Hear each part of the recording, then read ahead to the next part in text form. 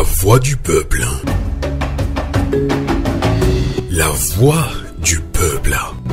La voix du peuple sur Radio Avoulété. Bonjour à toutes et à tous, merci de nous être fidèles sur Radio Canal K en Suisse alémanique et sur Radio Avoulété, la voix de la résistance du peuple africain togolais. Le débat sur le coup d'État constitutionnel au Togo continue de faire débat et suscite de colère et indignation au sein de la classe politique de l'opposition et également au sein de la population. 16 organisations de la société civile et 19 partis politiques de l'opposition ont déjà créé un front dénommé « Ne touche pas à ma constitution » et ceci pour relancer la mobilisation, pour dénoncer ou bien pour faire barrage à cette modification de la loi fondamentale au Togo qui ne donne plus droit au peuple togolais de voter ses dirigeants. Nous allons en débattre avec nos invités qui sont des Togolais. On va également dans un premier temps aller en français. Dans une seconde partie, on parlera justement dans notre langue, une des langues locales du Togo, qui est le Mina.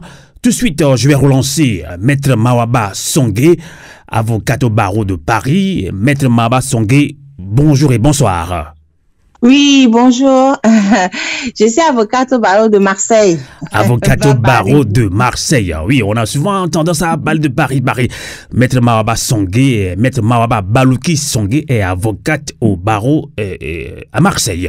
Alors, vous avez suivi tout ce qui se passe au Togo. On vous suit également sur votre compte TikTok. Vous êtes très en colère. Le coup de force ou encore coup d'État constitutionnel a été opéré dans la nuit du 25 mars 2024 à l'Assemblée nationale. Mercredi dernier, une conférence de presse organisée par les partis politiques de l'opposition a été vite dispersée par les forces de l'ordre. La colère monte au sein de la population du nord au sud, tout comme de la diaspora. Alors, Maître Mawaba Balouki Songué, vous qui êtes avocate, vous êtes au niveau de la diaspora, comment expliquez-vous ce qui se passe au Togo? Bon, juste qu'il y a quelques personnes qui se croient hyper intelligentes, qui ont décidé d'arracher la parole à 8 millions de Togolais de faire comme ils veulent. Voilà. Donc, il n'y a pas de justification juridique, je suis désolée, il n'y a aucune justification juridique à ce qu'ils ont fait, C'est juste un coup de force, un renversement constitutionnel, c'est tout, C'est tout. Et ils peuvent essayer de chercher tous les arguments possibles. Il n'y a pas de justification juridique. Parce que si on reprend l'article 144 sur lequel ils se sont basés, l'article 144 de la Constitution parle de révision. On ne parle pas de changement de république. C'est comme si moi, je vous apporte ma voiture au garage pour une révision et que vous me changez ma voiture sans mon accord. Est-ce que ça peut se passer comme ça? C'est pas possible. On dit réviser la Constitution. C'est ça que l'article 144 de la Constitution de 92 dit. Réviser, pas changement. Mais là, eux, ils partent d'un article qui dit quelque chose, ils font autre chose, ils nous disent, ouais, c'est comme ça, ben prenez, ne vous inquiétez pas, ça va. Mais non, moi j'appelle tous les Togolais à s'indigner, à tout faire pour que ce coup de force ne passe pas. Et en le faisant, nous ne faisons qu'appliquer l'article 150 alinéa 3 de la Constitution de 92. L'article 150 alinéa 3 a prévu ce cas de renversement constitutionnel. L'article 148 aussi de la Constitution de 92 a aussi prévu ce cas de renversement constitutionnel. Donc du coup, on ne peut pas croiser les bras et attendre. Et l'article 150 alinéa 2, je ne fais que rester les articles parce qu'au fait, franchement, ils essaient de couvrir ça en disant ouais, c'est légal. Mais non, c'est pas légal. Mais c'est pas légal. Donc, je finis avec l'article 150 alinéa 2 qui dit que toute personne a le droit, l'obligation, tout Togolais, tout citoyen a le droit et l'obligation de tout faire pour empêcher le renversement constitutionnel. Donc, ce qu'on fait en s'indignant, en cherchant des voies et moyens pour empêcher ce qui se fait, c'est totalement légal. C'est nous qui sommes dans la légalité, au fait. C'est pas les gens qui veulent nous obliger à accepter leur coup de force. Eux, ils font un renversement constitutionnel. Voilà. D'accord.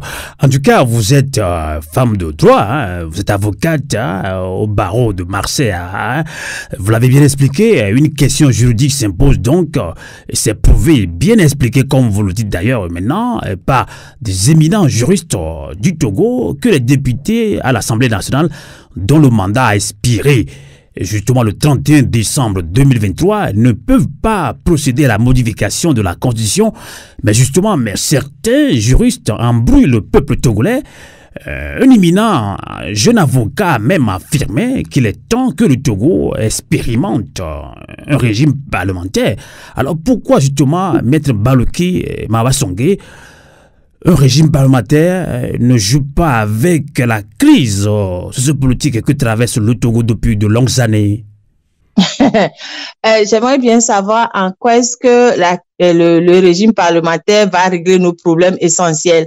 Ça va nous permettre d'avoir une meilleure gestion du Togo, ça va nous permettre d'avoir de l'eau, ça va nous permettre d'avoir la sûreté, ça va nous permettre... En quoi est-ce que le régime parlementaire va arranger la vie quotidienne du Togolais? C'est quoi ce régime parlementaire dont il nous parle tant? C'est quoi? À part se couvrir mutuellement, parce que là, je suis désolée. Quand on prend l'article 59, je retourne encore à la question de 92, l'article 59 limitait le mandat présidentiel à 5 ans renouvelables une fois. Maintenant, il nous faut un régime parlementaire où, selon ce qu'on a entendu, ça passe à 6 ans. Et le Premier ministre aussi, enfin, ils disent président du Conseil, passe aussi à 6 ans. Je suis désolée. Dans l'article 59 là, de la Constitution de 92, on a dit que le mandat présidentiel ne peut être modifié que par voie référendaire. Par voie référendaire. Il faut un référendum pour modifier ces constitutions-là. Mais eux, ils modifient dans leur nouvelle, soi-disant, constitution, ils modifient le mandat présidentiel et rien ne passe. Rien ne va pas référendum. En quoi ce régime parlementaire va changer la vie du Togolais? Est-ce qu'un Togolais a dit qu'il en a marre du régime présidentiel? Est-ce qu'on a déjà utilisé le régime présidentiel? On l'a déjà utilisé. On a eu combien de présidents au Togo? Depuis la constitution de 92, on a eu combien de présidents? Est-ce qu'il y a eu un débat sur le sujet? Est-ce que quelque part des Togolais, ne serait-ce que sur les réseaux sociaux, on dit ah, on en a marre du régime présidentiel? Le débat vient d'où, au fait? Le débat vient d'où? En tout cas, il y a certains juristes, hein, comme je l'ai dit, certains juristes et des avocats disent que oui, il est temps que le Togo expérimente aussi un régime parlementaire. Peut-être que ça peut changer quelque chose, mais le Togo traverse depuis au moins 60 ans une crise qui ne dit pas son nom, 38 ans de règne sans partage de feu Gnassingbé Yadema.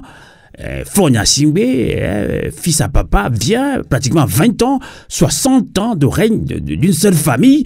Et du coup, on dit on va changer de régime. Et des panafricains, vous l'avez dit il y a quelques mois en arrière dans notre émission, certains panafricains soutiennent quand même Fort Gnassingbé dans cette logique-là. Il y a même un éminent politicien malien, Choukal Maïga, qui a encensé Fort Gnassingbé tout récemment c'était un bon médiateur. Oh, pardon, vous savez, on en a déjà discuté. J'avais dit que c'est la personne qui est à côté des toilettes qui sent l'odeur des toilettes. Ils sont chez eux là-bas, là. Mais ils n'ont qu'à venir le prendre pour qu'il soit président chez eux. S'il est si bien là, ils n'ont qu'à venir le prendre. Moi, j'aime pas discuter de ça avec des gens qui ne comprennent pas la douleur et la souffrance du peuple togolais. S'il est bien, prenez-le. Parce que d'abord, il doit être président du Togo. Avant d'aller être médiateur ailleurs, là. Il n'y a qu'un médiateur chez nous. Les gens meurent de faim chez nous. On nous parle de médiation. On n'a pas d'hôpitaux de référence. On nous parle de médiation. Dès que quelqu'un ouvre la bouche, on prend, met en prison, on parle de médiation. Même actuellement, il y a le pauvre journaliste, là, Apollinaire, qui a des ennuis. Mais en tout cas, tous nos soutiens au grand frère Menewe Messé, il est toujours gardé, je pense qu'il est toujours gardé en garde à vue. On sait qu'il est arrêté, ouais. On nous parle de médiation. À quel moment est-ce que la médiation que M. Fort Gnassingbé fait à l'extérieur arrange la vie du Togolais? Même il y a un de mes clients qui est en prison là parce qu'un juge estime que ben, sa fille n'avait pas eu le visa, ben, il se venge en retenant le président d'ONG. On nous parle de médiation, tous les abus de droit, mais attendez, arrêtez de vous moquer du peuple togolais, quoi. Arrêtez, nous souffrons et vous êtes content que quelqu'un vienne faire la médiation chez vous. Pardon, il faut pas qu'il nous fatigue, hein, parce que tous ces gens-là, si M. Fanazingbe est si bien que ça, ils n'ont qu'à le prendre et le garder chez eux. Nous fatiguent, eux, ils n'ont qu'à le prendre. Tout à fait. On comprend votre réaction, puisque certains Togolais qui se disent panafricains ont tendance à être un petit peu embrouillés. Ils écoutent plutôt voilà, ces éminents politiciens étrangers, maliens, camerounais, etc. Oui, qui proposent ce régime parlementaire à Faure-Gnassingbé, au dos du peuple togolais. Alors, je comprends votre indignation, maître Baloki Mawaba. J'aimerais dire une chose, hein.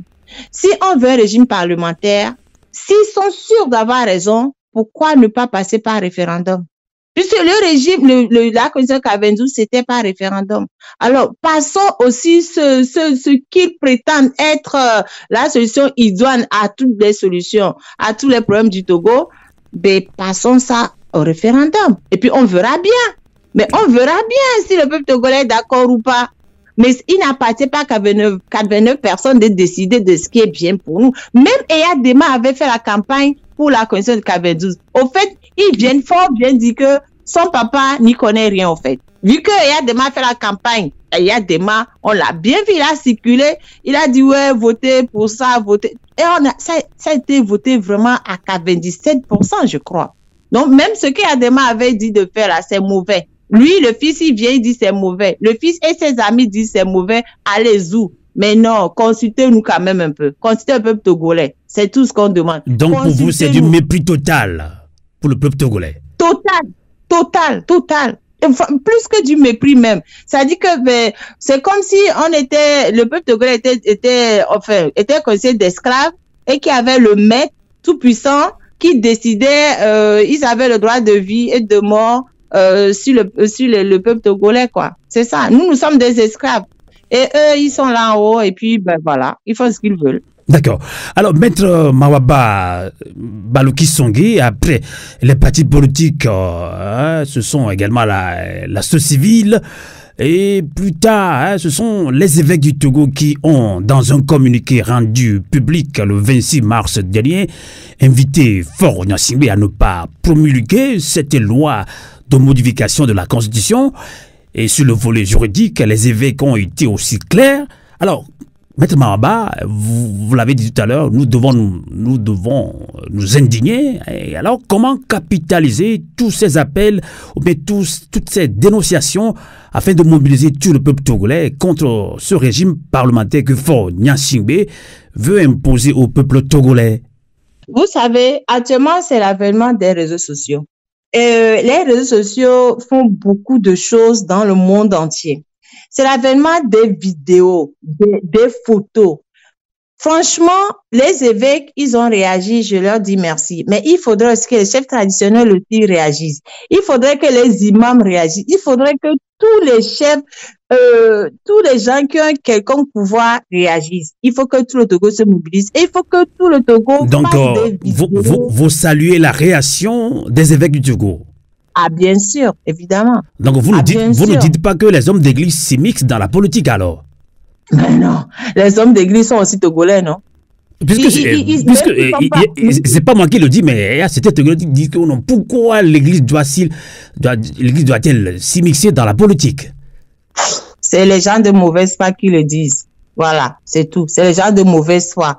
Donc, l'église togolaise s'occupe des Togolais. Les prêtres écoutent les doléances des Togolais tous les jours que Dieu fait. C'est eux qui reçoivent les gens en confession. C'est eux qui voient la souffrance du peuple togolais. Quand quelqu'un vient te dire, ah, mon père, j'ai pas de quoi manger. Ah, mon père, je suis malade, j'ai pas de quoi me soigner. Ah, mon père, chez nous, il n'y a pas d'eau. Ah, mon père, ici, ah, mon père, ça. Mais le prêtre, il fait quoi? Il faut bien qu'il s'occupe un peu de ses ouailles. Mais c'est eux qui sont là à soigner les gens au quotidien. Ne serait-ce qu'en les écoutant, c'est eux qui sont à côté du peuple, pas seulement les prêtres, hein, les imams, les chefs traditionnels, tout ça, les gens qui sont en contact direct du peuple, mais ils doivent s'immiscer, évidemment ils doivent s'immiscer. Mais moi, je pense même qu'ils ont trop tardé. Ils auraient dû s'immiscer même depuis fort longtemps. Ils n'auraient pas dû laisser Monseigneur Kotoro tout seul. Mais bon, ça, c'est un autre débat. C'est pas de ça qu'on parle aujourd'hui. Mais je trouve important qu'ils s'immiscent, oui. Mais ils ne demandent pas, ils ne veulent pas prendre la tête du pouvoir. C'est pas ça. Ils disent simplement que vu la souffrance du peuple togolais, qu'ils entendent tout le temps, matin, midi et soir, c'est eux qui entendent, ils écoutent les souffrances du peuple togolais. Ça, c'est pas bon. Ça n'arrange personne. Voilà. D'accord. Et en plus, ils sont là aussi pour que la paix règne aussi entre tout le monde. Ça, c'est pas, ça n'amène pas la paix. Ce qu'ils ont fait, ça n'amène pas la paix. Tout à fait. Alors, on a bien lu, hein, les prêtres, ils ont une manière, ils ont une diplomatie de communiquer avec le peuple et le pouvoir. Alors, vous avez bien lu hein, le communiqué des prêtres. En gros, que peut-on comprendre hein, en français facile, hein, pour un Togolais, en français facile, hein, au Togolais lambda. Je sais que dans peu de temps, on va aussi intervenir à Mina, mais en français facile, quel est le contenu du message des évêques du Togo? En français facile. En français facile, il dit simplement chef, écoute ton peuple. Voilà. En français, moi je résume à ça. Patron, écoute ton peuple. Voilà. Tu veux diriger le pays, ok, mais pas n'importe comment. Écoute ton peuple souffre. Écoute ton peuple. Moi, c'est comme ça, je résume, point. Voilà. Et c'est vraiment ce que moi je retiens, quoi.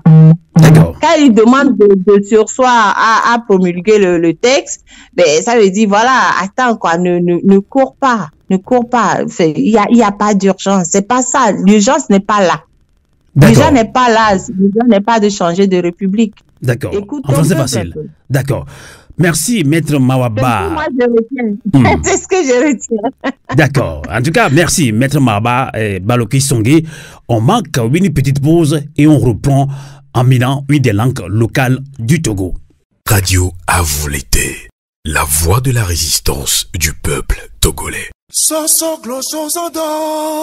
Peuple togolais, diaspora togolaise, un coup d'État constitutionnel est en cours de préparation à l'Assemblée nationale, réduisant tout un peuple en état d'esclave sur plusieurs décennies. La marche pour la liberté est activée.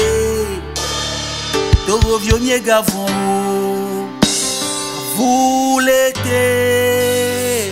L'article 45 de notre Constitution dit, je cite, « Tout citoyen a le devoir de combattre toute personne ou groupe de personnes qui tenterait de changer par la force de l'ordre démocratique établi par la présente Constitution. » Cet article nous donne plein pouvoir de jouir de notre droit sacré pour faire échec à ce projet machiavélique de Fort Gnassingbé. Plus d'un demi-siècle de lutte fatigue le peuple. Alors, réveillez-vous. C'est pourquoi le mouvement citoyen Togo Debout appelle à une grande manifestation ce samedi 30 mars 2024 à 14 h devant l'ambassade du Togo à Paris. Diaspora togolaise de France, de la Belgique, de l'Allemagne, des Pays-Bas, de la Suisse, de Luxembourg, de l'Italie, etc. C'est un devoir pour nous de reprendre la mobilisation. Togolais, viens, bâtissons la cité, vaincrons ou mourons, mais dans la dignité. Retrouvons-nous tous ensemble ce samedi 30 mars 2024 à 14 h devant l'ambassade du Togo à Paris. Tia l'amour, tia l'amour, tia l'amour.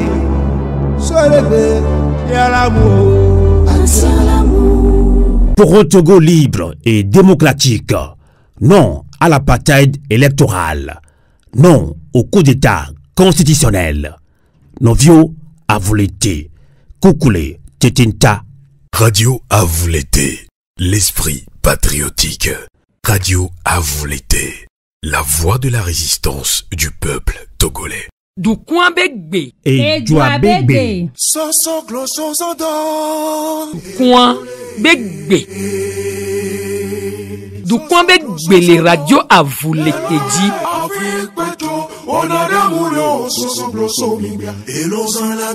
Novino miawe zonva radio à vous l'été dit. Miawe zonva wona ke miakpatami dankore dibi. du quoi avec B. Nkeke va ya. Et nyale di fli. Kaka. Et nyava bango. Et zang me titina. Et zang me an barakwe jona. Fian, et zang me vana yeji. Et zang domea. Amoko ponamporo du kwanu. Alo kwa de kobi yola pomporo du kwanu voa. Le nyatepe to mea. Amoko chan le se opea mea. Chan owa pomporo du kwanu. Nyapata miele ka kwa iru. Ne deba mewa e zanditina. Miabe gome dokwesia. Miabe ese non. Gome dokwese. E nou keye du kwa pata blon. Be miabe se ya. Ove troe. Be yo. Mba no leke yo. Yo a yora weleke. Voine mi yi miabe se non gome ya. Radio a voulu te kudo canal kele nyamo situé les blons. Et c'est noir, pas vous blé. Aha, blaton, voici les keak blambé. Neni bo la trosse ak boadi. Mi ame de ka video la trosse o la tro yi jume vio bola. No be ame de be awari. Mi ame sero ak blala. Ebe aha, blan ne voiton ati 45 carré. Ebe wo jume vi baba. Na mede alo aso sode onto bio tite pataklebe ya to alo apo jena alo senwantia o do monu pokpo awon de pepe obo do monu pokpo awon de pepe na khemona de bambeon munyele glon e senwa yegle poa to gouverneur to gouvernusu to gole doya fifi ti pediji khomede kale projwa eto pe blatonti minyame umlo projo anyodo amoko su kara sotu bois mango dapawon chamba bassa palimbe aneho ngochen vogan amesia me kwele glombe e joale gbandu miaji amesia me do disi dobe o sa joana mejru miado nkube Niger tal Mali be de kajale glombe Togo toto su gakpo gbegle mi apata bibi jingame no vie mi ye gakpo gbegle a jumevi gakpo gbegle onya kame ko to nya onamia bibiji e se no ko ya troya pankwa me de pepe ore de ka panko jumevi la panko nya jumevi o oni norto oni sudomi blono nyake no na numena miwa oni norto oni suito e nu kele jowa e panko e o kela gbo ye wona politique yo ni mo politique yo wa munyele blon amoko na politique gbo na hon vibe potopote oni ni nzo ameo e o ko gbo wona politique o be hon vibe potopote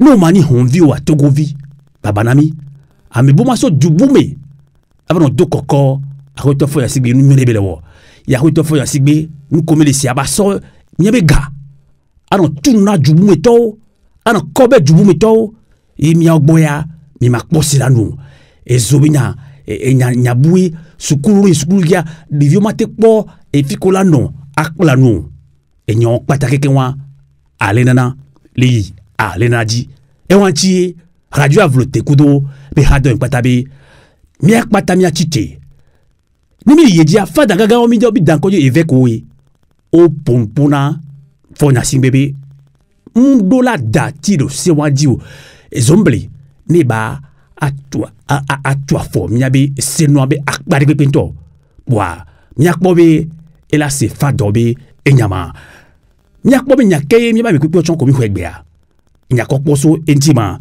foko fi lonto otroboko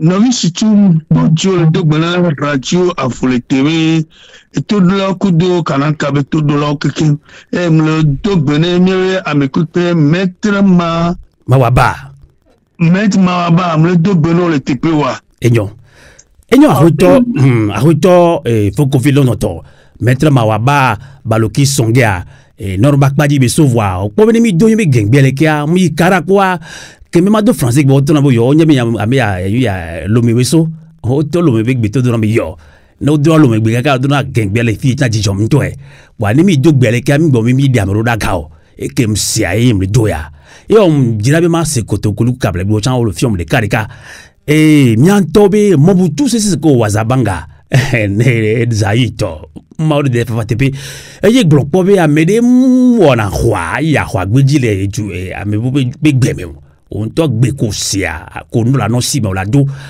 e foko filo to akhwale panami e nu e joka ka penemi ngba fon tokpo togo binya de gavi le tome pata klowa tu olu tu afo bien sinoa me o trouve bien ni régime parlementaire e obe du me vide pinja bate do mon popo be a chan e ibe du plolao obe e se o PMA le konto mana na kruku la konto ni se o pe le ko mene doa no be dako ya kwa ha jidu do ke yin tasi bi jidu la po ebe e ba moe inchi obe a se o PM ko la on chamo du me vient ba pomba la ba chan ebe du plolao mi da pa la fio kiti patakali fa do be yo ma jola su yodo o va to yoro la khona du me vio yo ma jola su yodo onglo mana akoto fo ya sibe o de na nyaro do go le français bébé o se o khlin le o se gomelo nyabe catholique ba bulunga de ko tonye akoto fokofi yo de mona ma de nu de kamif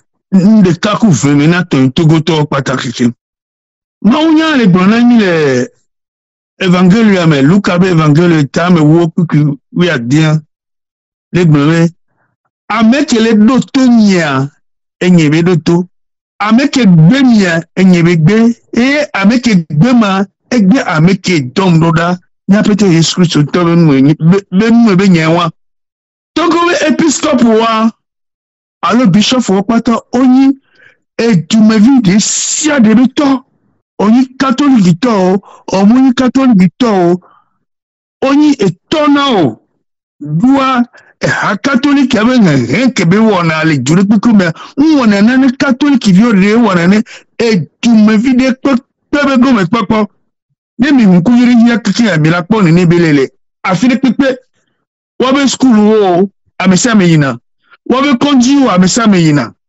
ana no ame ona no amesia me e wo nyi tona me pipe e ameke na ido togo ba si ya me kwa pa sense fifi troloa e hambe viveni e hambe viveni nemkendo to ebe bishop wa bayebe emulo do to Yesu negbe bishop lo nya bayebe gbe Yesu nya negbe Yesu nya bayebe gbe mo nya ewa ebe to nya ela veve di kudo ameko no se blame kudo yo wo o sambenu o nuka seto na le samia o ne benwa ebe tout ton lava wadi kwe egbome baba ne ameke diye yebe fuku pe la toa ela nyone be onga jiyo baba no wo me ko ne benwa so yegia enu em jira gbona kento goto pata kikiri nya segome nebe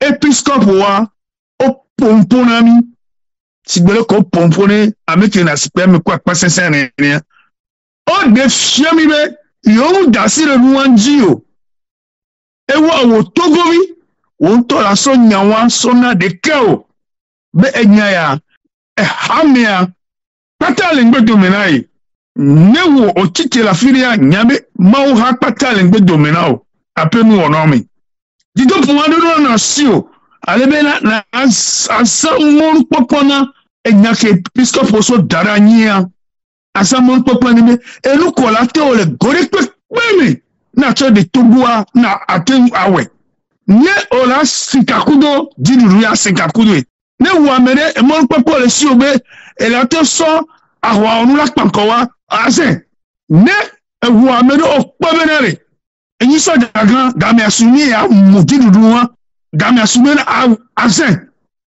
ne mon popo kele du kwasi bebe na be bebe da ese wo pemino to be akwa e mon popo tane be ina to govio be ga me kikewa to govio ki ko la tite yo la berule fonya sibe kudo ameko biase kudo yo ne be nuwa amo kikewa mbura yo bo ko ne akoke ja vemme le weti ke mi ja je mi ke am wia ni atako so panko woni to balo to govio pe ngba dako na wo bo ani kele to govio et le Togo vide quand la moulemo. Mia d'accord, encore. MPT Wini, on va pas de pepo. IAC, on va pas de pepo. Net, on va pas de pepo. MSC da Baskaboa, on va pas de pepo. PDP de Innocent Kabaran, on va pas de pepo. Bâti le Togo de Medjaf Debik, on va pas de pepo. MPDD de Améloube Agbeume, on va pas de pepo. Amokoni indépendant Wade, on va pas de pepo. Mia d'accord, tu me vis quand ni pas ce que va et sol. Mais maintenant que va y a aussi ya ni pas tu te rends ne me runtia au so ta au so donc me jangleno au daga sur oji le temple ko noir. Ah moi le duaka voix au so na le gardien nyama duna nyame na amoa oh on va galo yo gboro on o fun ami me mi atitura monti mi gbado to wa be nyare pepe o amo ikaleto mi no gbodo mena mo ni adako no la poste sur me sibere ke nya togbe sivano soni pekudu hameto wale 1958 menia ne nebe akon tutu ni na dawa adako asonya ameko le sebla me kudo yovo français o yo so le dafo miame genauji kudo a metrovi kova komiebe du so dossier to govin tomba le pon ne kupele du mela o akoya mina da so panko ni nya domo piji enyo ne ko onto do tebe na re ni la joye e du poto be akode da ba ava de parlement mere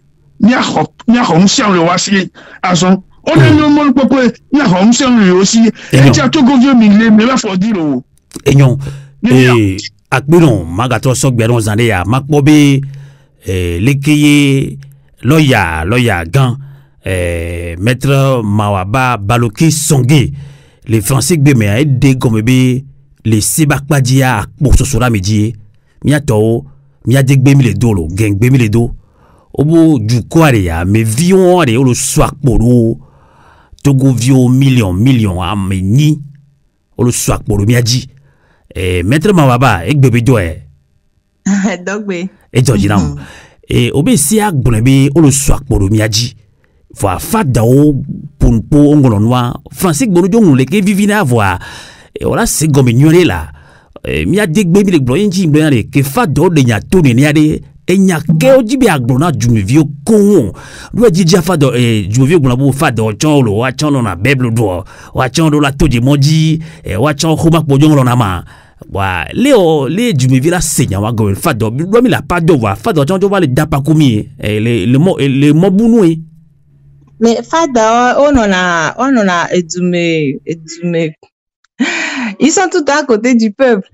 D'accord, les fada on les dume vieux bo kasiagame wawe c'est na dume vieux be kui wawe c'est na edume vieux be nde pe kem le nyo la home wawe dume vieux ba gbonana donc c'est normal que fada wa gbombe oh enu kele jo efia enu amunyo le wa gbombe wa to na mekele produit abere jaye jaye enoye ke gbona bere no be ojetugbe apacha ezue no bo onya apacha ezue ti wa jaye enu ko le ware munyo o le wo trobe nous se ne miasi donc amira we nke mi le jamira we enya ke fofo ye gbe fidia eleme ameke mi abe eduta en catholique to gba be yin e fe po pape et pas mauvais pour pape normalement donc eni fils de l'église eni église bevi donc ane épiscope pour ne normalement do la se ne ba wo nya ke épiscope glonea voa ne gbe mi ase ke épiscope glonea nya make te ja ba se ficho parce que les évêques wawenyi catholique be amegan no normalement évêque ko le tamena miabe eduplola normalement nem se wata meka to ba se fichu onda jo enya veve chano na nyamea les français gbemea yedi fa no mi khogbela si o yedi fa oh ke beve pona papa ne papa gbonyare ne pa be oyem ja sewa na mewo ne episcope punpo anyabe papa be odo papa be autorisation be wa punpo Enyo. Yewe. Enyo. Et loyo gayoni. Et nya gogo to wa jona le ju kwa ben gbodome. Miabe enu miabe tomenu miabe kesino nu korona miasiwa o sena hopocho. Vitikuro posana na joa. Et jona l'Afrique be jome kedi. Mi di mia koto di miabe radio ya diari. Mi kholola nu jume viwe a konku me a nawa fon le wa balon do me alo mi balon do mi njan le me do mi nyina nyon pato enu keri joyari tam yo afo tam duro king bo yolo tam yo walo amede on tobe tout le yosi yo do si on kekem ove ple ame do tonso jubu me tonto ble gare me yo wan to lo business o bakpaji ame vire ponina ko be tam yo wa yo on gbeglo do va yivo ni jova tro yo ji aje fifi ya no yo la coutine vont mais yo lo obe passer c'est be yo la we ni kele miasia mia ona ni mia po ekpo yimto ekpo lo to govio le yo pata mea ni trop bien c'est la lo ya gan baloki et songé les kemeja fondo fifio doa ameron to le con que business lo kwa wacho lo winira kwa ja chan obo yo régime parlementaire nous nyorento mi bon le funu o le chaka du mevio o le blé du mevio yo Mbede nous quel régime parlementaire a me o le bombe nyoma j'aimerais bien comprendre nous quel nyo le nous va expliquer na mi nous quel nyo le mo Kenya be quoi assemblée nationale be site dia o le bombe point essentiel que les wabe nous que parce que essianto bliba min pokpo. Donc après essentiel ko be les meñan quoi certains points obe fifi ola no bon cour de cassation magwa bon cour suprême obe o son mandat et président toi soy et pe amade et nous cause premier ministre comme le président du conseil Tony pe amade obe nyako gbagbon le mo ah oui, be fifi o ma gbo médiateur o gbo be protecteur du citoyen niato e nya o mante gbo le régime présidentiel mais o mante gbo le régime présidentiel mais fifi obe e du problème ta gba no gérer obe me premier ministre là no gérer voir les propositions que mi poa parce que mi poa mi ko voter final proposition que o mi poa obe ne mi dakona député au voix député au lava chan et président voir président que la va chan me forcer le président ne tous les députés au monsieur Amérique peut pas déposer des candidatures c'est que même il a d'accord à député au voix mi mania me que la va ni du prola na mio Amérique peut pas déposer des candidatures donc à nous de candidature quoi on la député elle a d'accord na amia sans débat on ma au débat chaque mois d'accord na mais et wa chan yem semo et nous et que les propositions de loi emi ke quoi me walo et qu'on voter final à min poko mimnya que les mots mais je pense que on me changer obe premier ministre acha n'est pareil ni miami d'accord non voix Amérique peut ça va déposer des candidatures les assemblées quoi député on la voté na premier mia du meto que we na mia we le ja tout fait na président mia be impôt we o so tout na fait emiko ni la na ministre bon mia mi manya me kra président manya me kra premier ministre est-ce que nywa enyo maga bionya ya ke mama sok bena foko fi London to doa e signala gagné au lieu de nous mena jumevio doa jumevio mia be boîte email ko do WhatsApp pour me répondre do o biom nya kaka nyima nyimte do chino obi amos nkeli joma de mina nkete régime parlementaire que to imbo mila ona do mia de noa gome wa mia moko lo se mia nko mia de gbe mi le domi me ni wa de noa go jumevio wa sen kele jo agome maître mawaba baloki songe ndima senya de gome la ku do mi toju no to togo vio togo to pata kekem ok tam nyo ne mi le togo binya o drona gba gan to dana do opposant di opposant we gbanjoa opposant au lekelo opposant au msi anu gomino wa nonolo ozo amoto fi ame po biso opposant kantiko amele won baraku mi mi dati la pareka for vivre joie for vivre lekelo for vivre no donto amorobo mia we gbana joie nene jumi viro gbon mi bo mia mi ile ke nyara nya gbon e nya bi o se benari 38 ans et toi jo wojuku obum projo anyero Fronto jawo 20 ans gogo 20 ans volo ba ho me de keju kplo ju avo o wa mo gire nu maye o joru ju wa me nyele gbe nu ojo le mo boari ne nyi be wala jo ba régime parlementaire chari o mo jo ba nani ayo amisia me pata ju me vie fio gangan wa proposer que mon wa glo régime parlementaire be nya e wa sa ba jo gloire do ne mi le gbonya mo mi bu le fi be mi le ble ju quoi de ku ye jina mi mbede avec au grand de opposant ari mais ma bio mais kenye opposant mais que tout le yobe opposant ma parce que on gloni solele mbede mi a toti nyawo gbogbo be opposant aba hoga okpo preuve okpo photo o de photo fi o mbede ebe hoga o de photo c'est dit que na me lo ba na le opposant wa tolu opposant gbogbo ameko le gbogbo opposant ameko wa ba opposant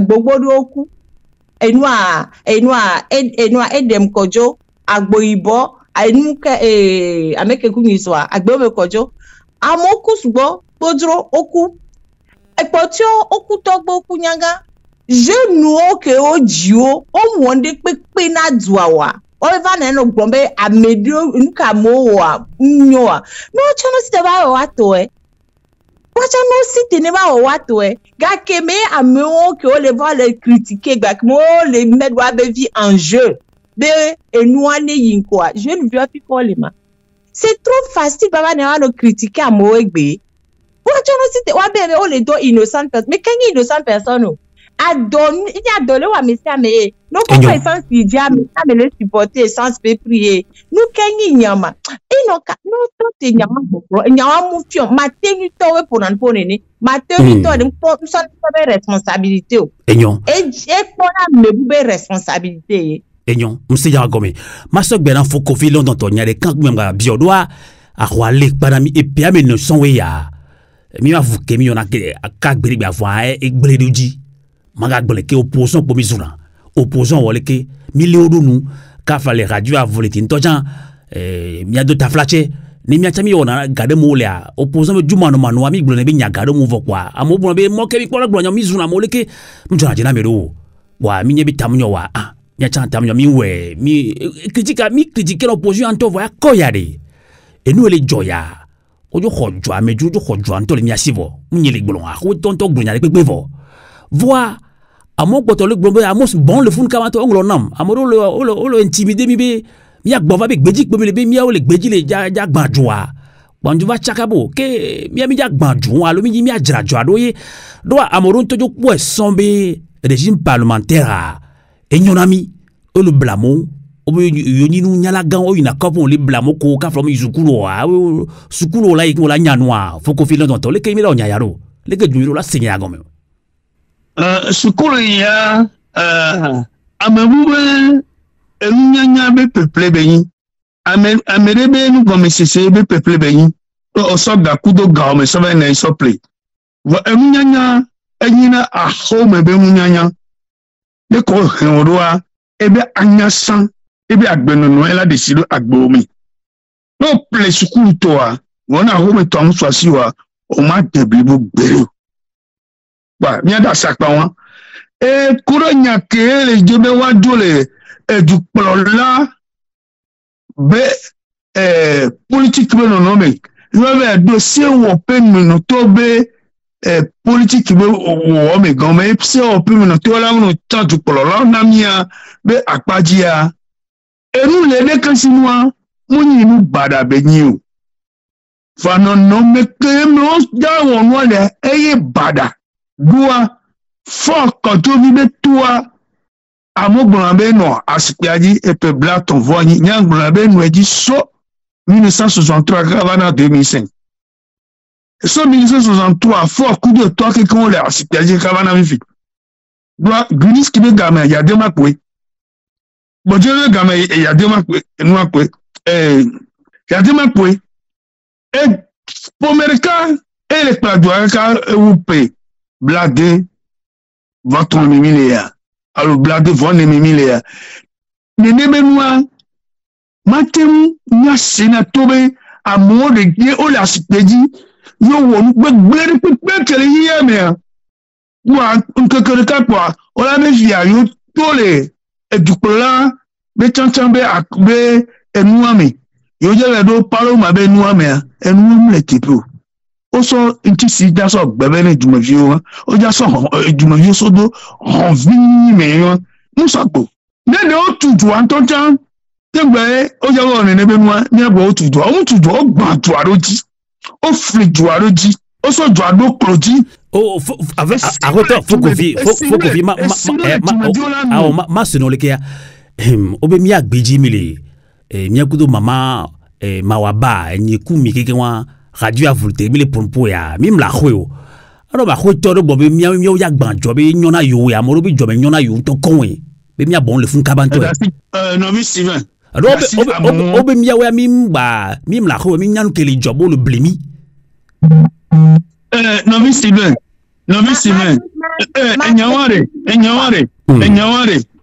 enyaware mba honyawana melepeko ekpe kemiliare mi novia ekpe nfijemere mile WhatsApp réseaux sociaux be game ngba gberegbeke ojo le tome pon nyale ke jomelea on gbanyo ekpe mi le pomere du egbe siagbe ehun keke yin po togobe no me po ehun kepo mi le pas que les gens me du basiaga me amen que quand ngwanyo wana mi ni mi akono les gars amour et you vous français bon mais ce sont les gens de mauvaise foi amen ko titinya nyom le wasi ware et ça nous bankuno et ça nous ku sous le temps non ouais bon na be nyawa amour no vi de mon que dit les dato ma wenu quoi amen ware on toujours on won ne ko pere du kwa harika ko wa be yo ado ese no peto wa na musia me wa so me be amen du plola ne be noire mu le tepo on won ne ko pere du e ware on to ma beto mi ni wa butame bu mutomi aji chanzere kare mu le jabio etume no tori pepe kesi oni agbongan tumevio si ni me fia o ne ne are on est bishop for moji watu wa gbenya ne fo nyame pa sorry enyade ka kenwa obe mianto mi tura mi ju mianto gbagbaneke geme ko lo tuya amedia le ngbodo le gbenserika ke miami be juane nyoa ame video kaflalo enyade na mi sena be pastor buboto ve ododu zanu obe fado chon du zanu voir va fado do de homatoye nyakele va miagbo walo olo zufa dolo bo na zanulo o na lekelo va fa dojo de fion be yom sogbe o la be fo mba wonu on wono tike pastor toare e huno ware imam toare nwa gomo jumo la si wa pata la tite mi o pepe no mere wa pata ko no tite pastor no tite imam no tite e fio no tite e segnala o que le doit me on est tite volodrolo no tite dokita gango no tite romanya to gango amo fina le school koko university on no tite no on a fo bere e to yo pata yo we duwe to gba ni tono yo pata ila tutogwa mo yo la so tout kudo so da so tuna dumeto aso sanu sa to so do daru dumena mi ko be ale foka missionnaire wa do dumena mi yo kudo la awo na so sin dumevio awo dumevio ke ko la tite la to be ne ni be moi esune nyo ne ni to ko yo ke ko tite maso be enyo mi jada lo tina egbebe wona do enyo no klem mama wa ba songe lawyer oni onya se subo e Georgina bi mi adegbe ya gengbe ya olu tro ya nyore Georgina apegbo mdo no do mi ji mi adenu ame na mo wa se mi kito ela obe mi anto tune mi anto gbagbane obe meke togo vignon la khoe le gbejia obe togo bi togo tobe nu tomdo inanko togo nu inanko ade mano haya mea amodu ba sogbela ke miami ji mi ajredwa obe awo mne ne nyino wole blamo oduji wale no me wa mea le ke mi ayo titoroma togo vi ochina ti gasa gamelo va mi di kai pe nyina nu klina mi ko sojawe mi ato mi atagan mi anyine o mi afofo soja won wa on to gboro ni so ni sokura ke ba ya ke ye parti politique tobu ya wo na nya ne juko ya de no me juko a obe zomble o ve koro waji gba nyao le ko poso nya waji le kemi azon le kemi azon le mi la azon le ro amo be to go nya de gavi le tomero. C'est vrai, Togo ben y a des gabi les tomi. Nya blon y savait so jaore. Ni migbe no gbe va kware. Déjà de comme fifi a réseaux sociaux le are. No gbe vare. Mingba bouger ntocho mingba no be mitoare mingba to amesa mene so ebe eno a portable. Nya filmé o. So jakeyi kedo siège ameni soa. Mpa vidéo flide egbe vanye kwa ben kume nyero mleje ben kume na mede kwa ben kumede ya so ra me aswero réseaux sociaux ji mi aso fion du ko kekebere mi pole ka me olo kudomi le du yamera parce que fifiare ne o enwa ne le du amerikare olante no wule mi aka kan ro ki ya me pata mi asa o la fisiaki comme ça et so benya so ke gbana benya parce que ma trop une constitution indiquée à la fin des cas Platon article 150 alinéa 3 nyanya ko alinéa et obi ngale mi tongo ala a tongo va mdak pe o jagba yo lento article 150 alinéa 3 le blombere mais tout renversement constitutionnel est un crime imprescriptible. Nyanya mide gome. Un crime imprescriptible. Vous dada au donjon au no crime au donjon on ko don a la tinjo ka se mavo. C'est que prescription millénaire même dans 100 ans on l'a été jugé. E binya le blon la e binya gome obe on ko don a de. Elle a non do kakaso ma vola. Ça dit que tant qu'on la bière, ne on la léo, on la juge, on va se bere ekbemea yo le enwa azipedio et soit même nya nke gbaro mi aso ja ke o le don mi level le wonwa mi nya be ni jou keye o dava ponpoa o la juge mi acha. Mama mawaba note mdikuku dete mi antobe radio di mi agblen la. Va soja de oleare mi to ya tepe la o le vent la mi senanya o fifi la o pobe o mi be futo la soja o le funo no be watch jibuno va libérer yo la enya komi li se on la be watch o le vent la ma to no sia amede mante gbombe le vent mi ato mi no donc hymne national be de vainquant ou mourant mais dans la dignité. Mino donc hymne national on écrit pour rien on mourebe enwa mi ano donc ejie mi le vona no kel mbede de toute façon mi la ku bereka po yalo ameke gbambe mi va pardon ne ahwale parce que mi le ahwame le togo na ahwale amesi amedo be importance amedo le no dana e ya demande ancien ni cuisinier be kin la amemia amedo le no dana amedo lo ni stratège amedo nya mesia me yina enwa rumo amesi de be importance donc mi ameke mi le mi bova va mi le film le so ka mi le hogalo bro mi on bra mi bova mi awa enu ore me ma tegbe deji na Togo tobere enwa élection ke gbana yare Amérique bulletin de pepe ngba ina parti que l'Assemblée nationale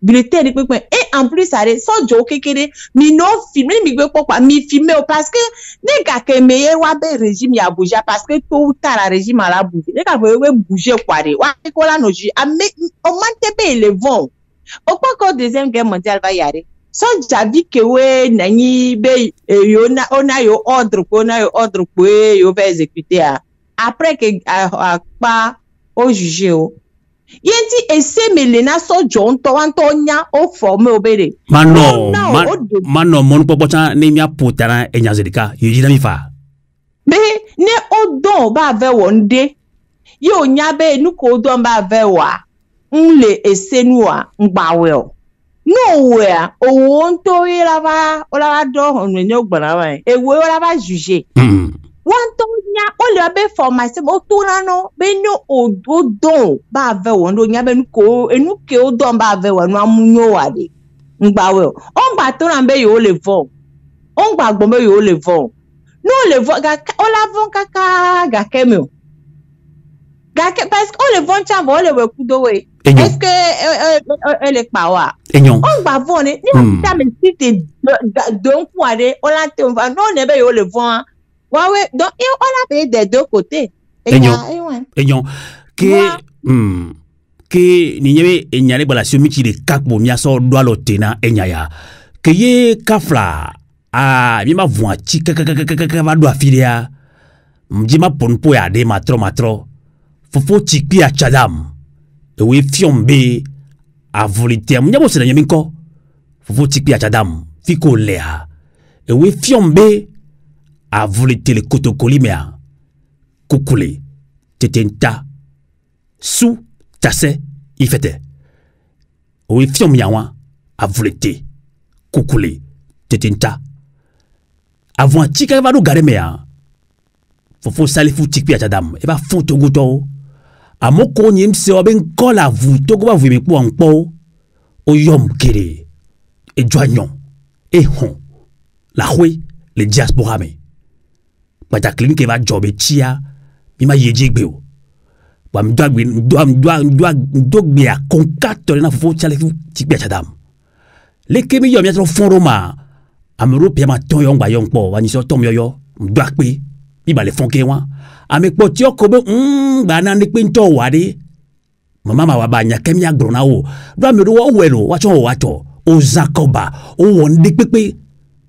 Obe nyanto nyado egba mo do pa mo yungba pompo ke o tikona mo voyez ke gba to fon viria ni mablo bia ma to yen gba samro bin kopo obe telephone gba de ni gba se wen kopo mo to mo yoyo gba nyale la si ona togo vion keke wa do agboro gba toji woni so memi dagbe mi jago le Paris lo le ambassade agbo funu mo so gba non be ba tan togo vio bere no tu ho yo gbe ebe poto tol kureka yo mdare jiwa o mante gbonbe ebe e wa pa o mi ke sana tol samenya no tu ho yo wo dal ye terminer dal o mante gbonbe e tu ho vo donc are e wa mi le tu depuis amo ku le nyame amo le blessé le nyame amo gbalik pa mi kaka ku do gbe e nous a des vieux collègues 2017 wa ko gbalik pa mi donc pour tous les efforts que mi ke fourni kaka va yari Miagba continue ngba ti kona mi o kwa il faut qu'on continue kaka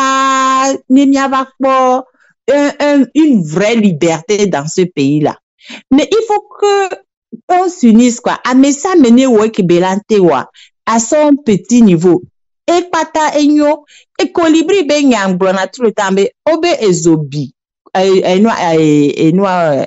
animaux les si pa colibri ya le kusi vivi fa le tizoa yo be o nou kenyi kento colibri ama mi dunya degbe colibri ni hevi tukure no po hevi antoa o la be un kente belati woma o kwa hevi ajo ehu ale gbegbe kebe to sia kukube ya be tizoa ma khonya no ma pere ntio ye la wa ena gane bi ese un ke o juro wa ya ma yo ebe kele ye ya ti wele wo ye c'est ça et moi donc amesa mele wetolo e kames amede pepe gbagbo nti konayo amede pepe gbagbo mwe kakaka ao tant que nous ngbo mvo ade il faut continuer et moi et pas kona mele pepe proverbe de cas même que les capes les camés nyono ni maso bia no ba nyane nyono ba popo jina jina do mi su na bola nyamo pompo na fa awe Paul sona doyo zenyolem e gombe de umtona mekele du veya bene nusio ne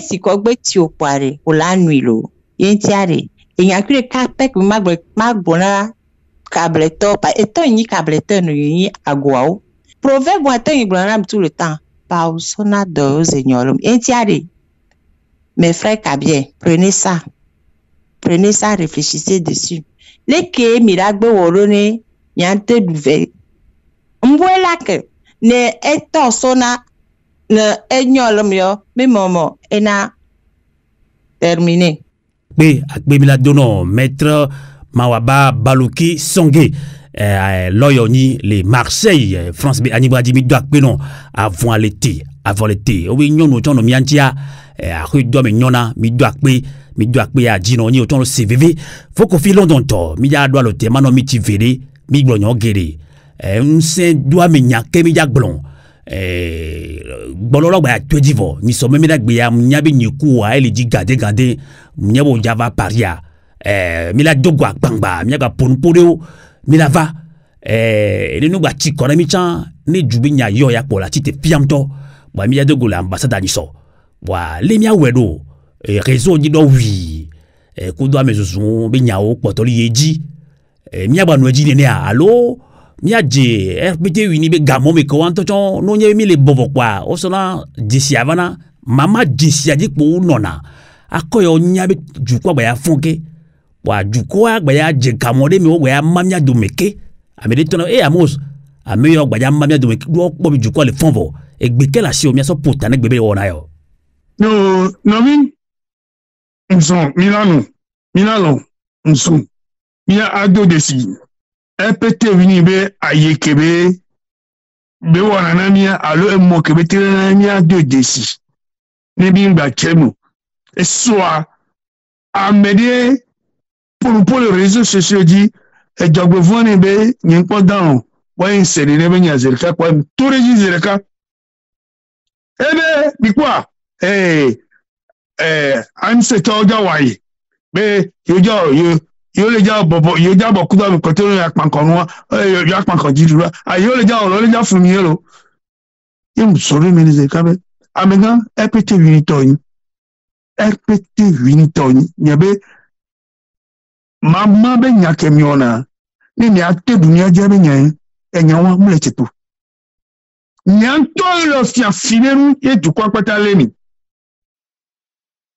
e dukwa leni yare dukwa nyabe nare ayasi yare e shiona me homon ayasi afio homon dukwa vo dukwa nyabe ke ayasi fio homonu yeware yola no tu pelano tuna yo la tomando to wala jagore toi ga popo wa me sone du quoi ngbe ya do to mi ame mama be nyawo pourquoi ngbe akpara mi ado o nyame de ko mi leji na yo anya me bojo no mi yo adu mi adi mi se gome na mi no na gaji mi ame mo ko enu edu kwa la wa nya totokoto mlo kpere na hasu so patakeke Torania no vi ko do awu le dukwa men comme onyobe asrafo badangba povito soja mulo to pere mi mere mi pere mi adekenchi ni nyade mi adekele kulu nyime nyato nya fofo osumo fo beto gbogbo to awu edu gbogbo to ato gbogbo to oyi rotel voix on va venir encore au bout et puis verrez quoi kuna nyame ko les angbea nyame ni nebe nuoja ona nyata enu antia akoko javame yobe nyawela dakotutu gbane ameko kekele et si on me permet au sanku do forare de pe minga dakono de moteur pepo minga dakono de moteur pepo mi dakone tu me dis que les pankoa allez tout wanjare mi a de ga mi areke tu me dis quoi ça ni a sobe le mol peji ne baloleva ni alogbo ne etamete wa mi te kamekudo na skova mi da kokudo mi ba so de kukozo dangbo ni anonson allez benare ni côté extrémiste en assez on subo no enu ko on to yo wonu wa mi la so si aku de dia so dangbe awo mi no so ni mi ojo tamunyo to ewo me a dukwara to pebe didudu ila to po fike belia mlo ko pe na to govio pata kikemena e do kudo ko fanzona ko fa kudo do zona to govio pata ija bokari ni no ga popo ya mi na mereja sonya do amerinti le nyame ko panko amodo me ni to no mi le jini me nyara soro ni ato mi nyanu ke mi le giaro Enyon Kemili Diallo. Akpe Manya Glone Madonna Weto Fokofi London to Kudolo Yagan Maître Mawaba Baloki Songe Akpe Madonna Togo Vignon Togo Vinu Sou Kele Senkonye La Roi Amoko le Benjamin Sami Kokeri A Roi Ntoy Noya Jolly Miawe Mia Dobo Ga Komikpoi A Roi Tomi Dog Bilami Do Kokomi Miawe Le Odo Mi Do Pen Minto Togo Todo Pen Pemi Bile Sofion Ekpoto Pobi Mia Fofo Mia Towo Mia Novio Sojono Senongome Wa Daboga Doe Jolly Mali E Jolly Guinée E Jolly Burkina Sojo Daboga na Jukwa Okpon Kele Mea Wa Togo Vdeng Bak Blobe Ao Togo To Dokponu Ao Mi Dokponu Amerik Bitom Dokponu Mi Wo Mia Tokebe Kejami We Azwan Bojo Mananio Ekpo Miabe Amikukwa Bulea Bojo Mananio Mia patabe nya jo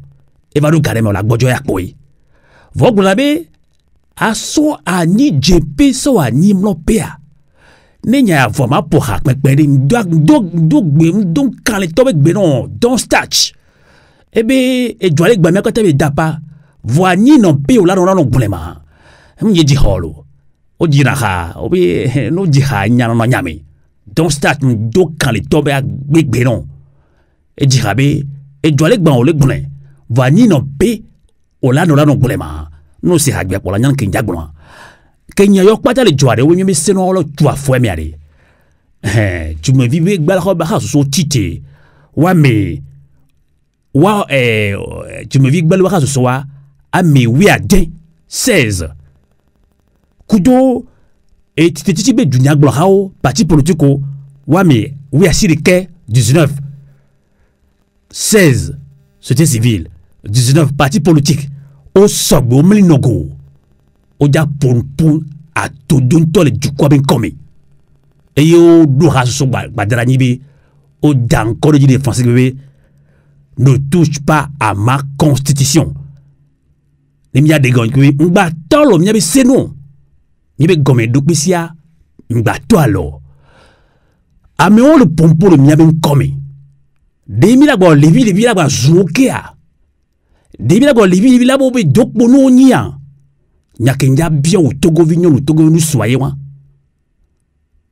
Maso Yedia Thomas Sankara Yomene Fane so was entré Burkina Faso to Africa to e pompuna nyabata e soko do Togo to pepe Thomas Sankara glombe Kluvi kele jagbaba e wo kluvi ke mle jagbaba Maître Maba songe glazani alo be kluvi nyai Nkili josi bo so kluvi Togo Mino se nyaralo nya sokumi Obe wo kluvi Kemle jababa Be ya de yiro kwe to le koso moa Abe ke le odo gamea Njaba kuzina wek bela kuzina so Ne Togo vile be ao Eti kona ebe Nuki folo wawa Kakado nyi sokbe la ba segombe Fola ba kuzina yame a bledo kwe Ako to fonya singbea Milan tom dia kuzina wek bela kuzina so E Thomas Sankara yejibe E wo kuliwa kele de awa